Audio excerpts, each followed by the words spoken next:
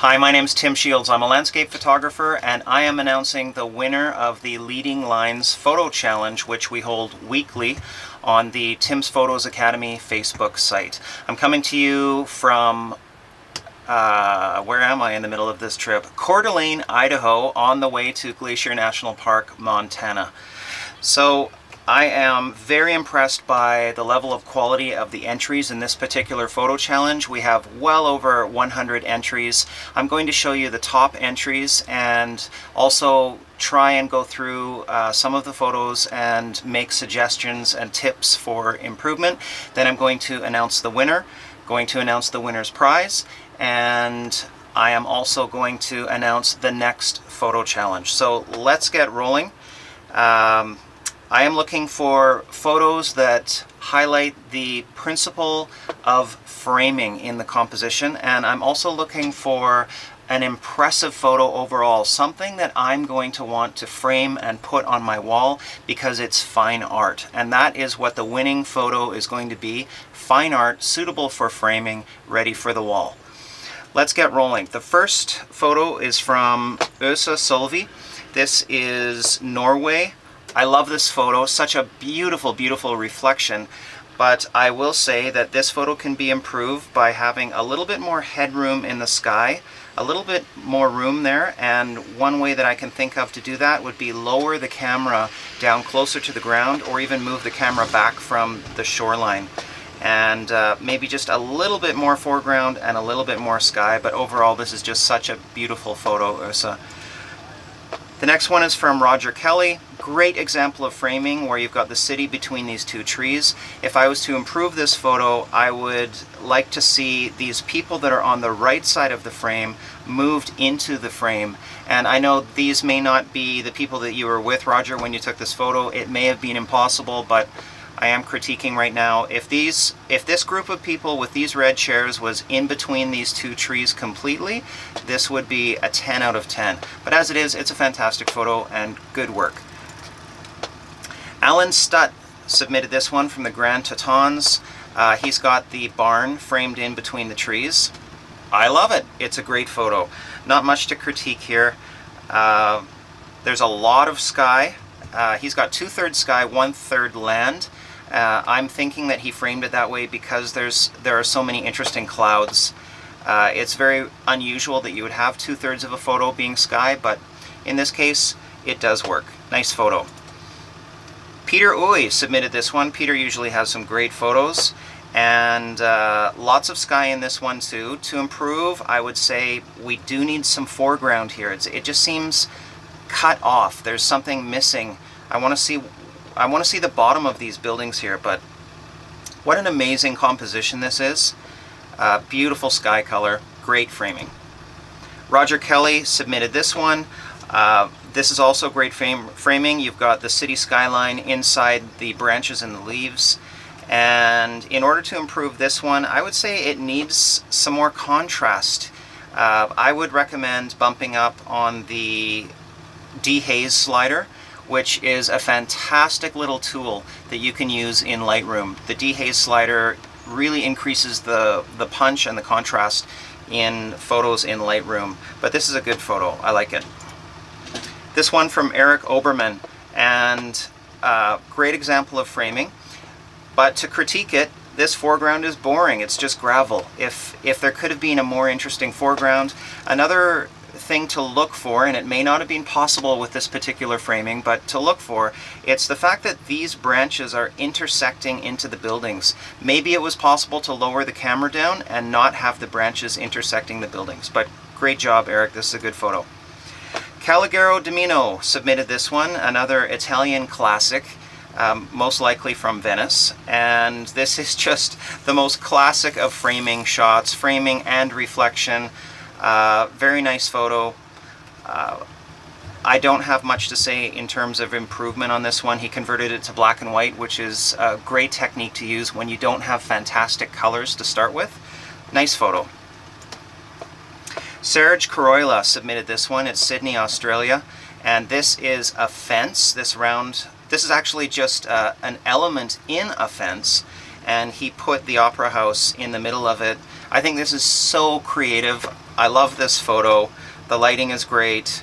It's very interesting. It would have been really cool if the whole Opera House could have been fit inside the circle, but probably that wasn't possible. But good job on this one, Serge. Tanya Maria Liepins submitted this one. A great leading line going right down the middle. Great framing. Very nice one, Tanya.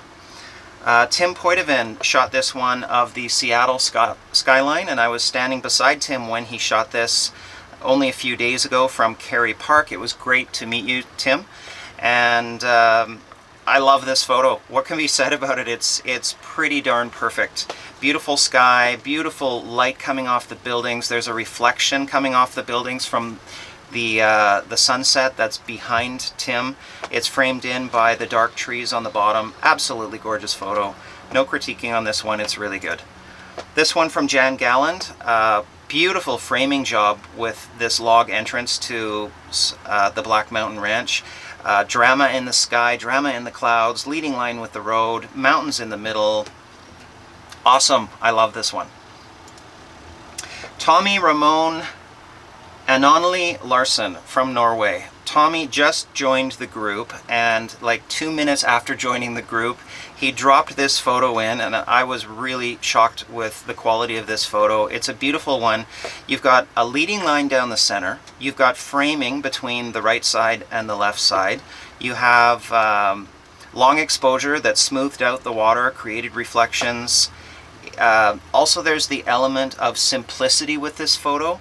It's not overly confusing, it's not busy, it's just we know what we should look at. Beautiful colors. This is a great photo, and Tommy, you should be printing this as big as you can and putting this on your wall. Great work.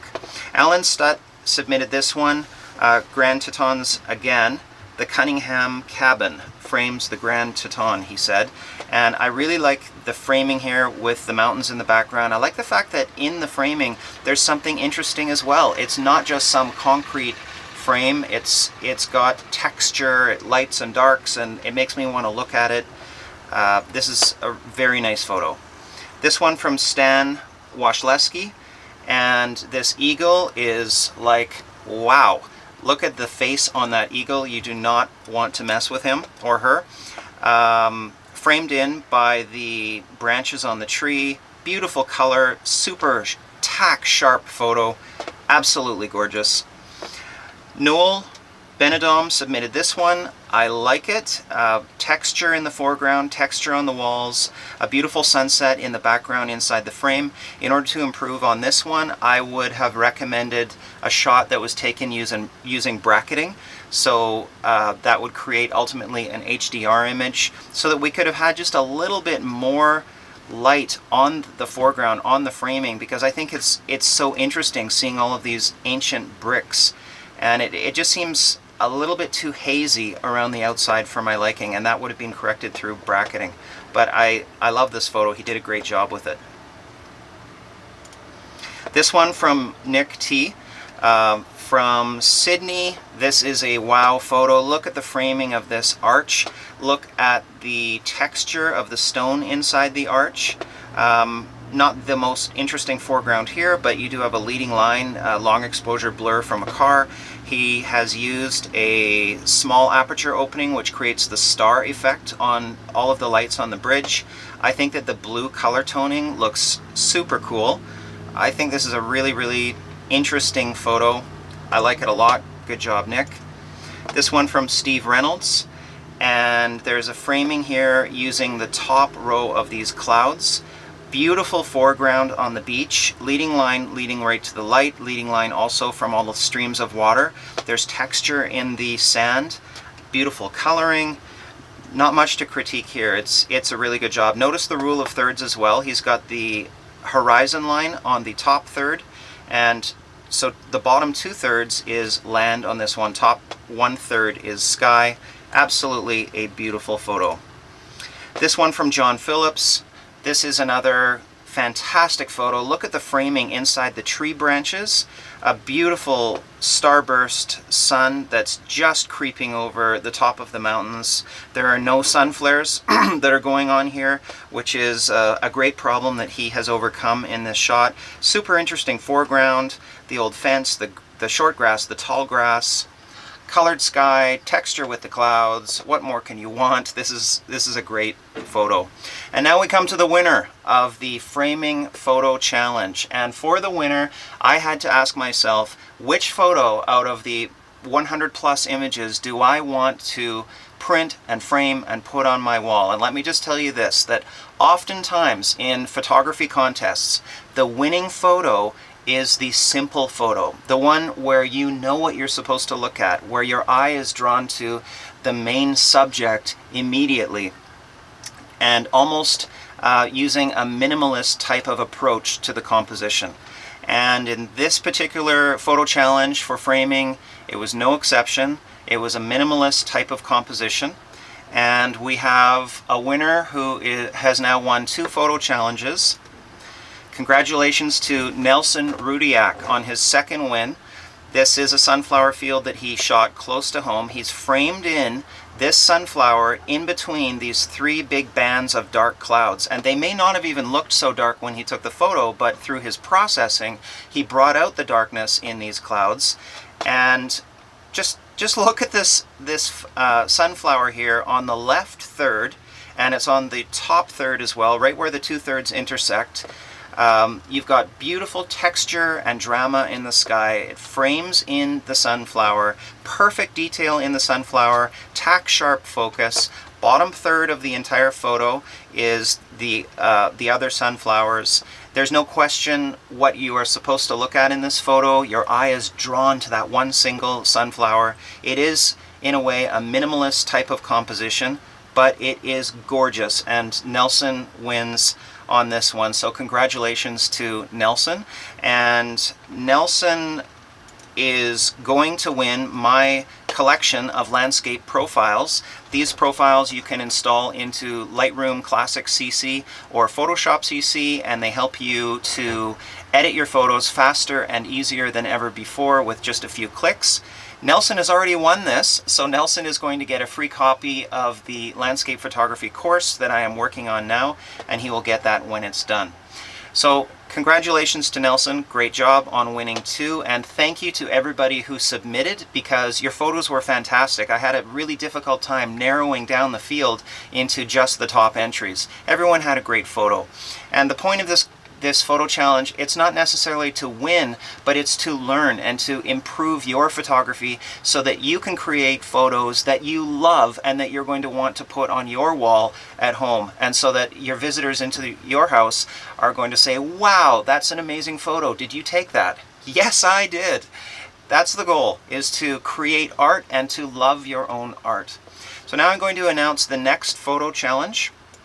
And the next photo challenge is the principle of balance and symmetry. Now this is a tough one because it's not easy to find balance and symmetry in landscapes, but just take a look at this one that I shot of Spirit Island in Jasper National Park, Alberta, Canada. This is balance and symmetry. Look at the left side.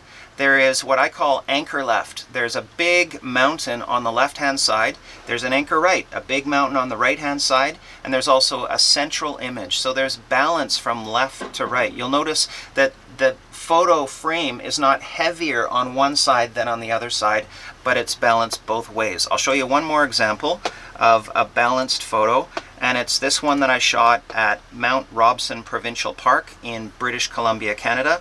And again, anchor left is the mountain, anchor right is the mountain, so there's that balance left to right. One side is not heavier than the other side, and we also have a central theme, a central subject in the middle, which happens to be the mountain. So this next photo challenge is for balance and symmetry. Any composition in landscape or cityscape or a travel photo that demonstrates the principle of balance and symmetry, where both sides have an equal amount of weight and balance. Thanks so much for watching this video. Please make sure you enter the next photo challenge contest for balance and symmetry, and you do that by joining the Tim's Photos Academy Facebook group and submitting your photos there. Thanks everybody, and I will see you in the next video. Good luck on this photo challenge. Just make sure you submit. It's all fun. It's all a learning process. See ya.